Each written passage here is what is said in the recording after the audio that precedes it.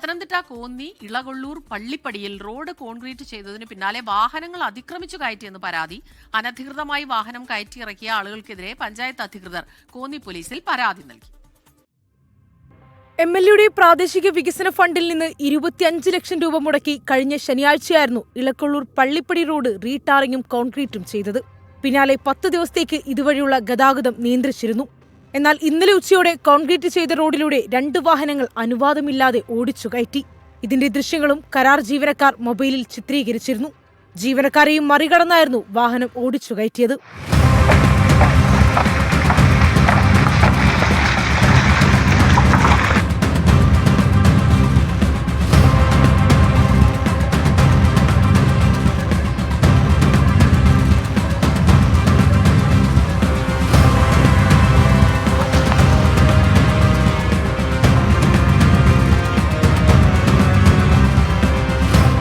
കോൺക്രീറ്റും ടാറും ഇളകിയെന്നാണ് പഞ്ചായത്ത് ഭാരവാഹികളുടെ ആക്ഷേപം.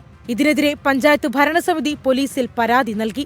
കരാറുകാർ ഇതിന് കോൺക്രീറ്റിന് വെള്ളമൊഴിച്ചുകൊണ്ടിരിക്കുന്ന സമയത്ത് 2 കാറ് അതിക്രമിച്ച് കയറുകയും കരാറുകാരെ ആക്രമിച്ച് ആ വാഹനം കടന്നു പോവുകയാണ് ഉണ്ടായിരിക്കും. നമുക്കറിയാം, ഈ കാണുന്നത് ആ വണ്ടി കയറിയത് മൂലം ഇതിപ്പം കോൺക്രീറ്റ് പൊട്ടിയ അവസ്ഥയിലാണ്.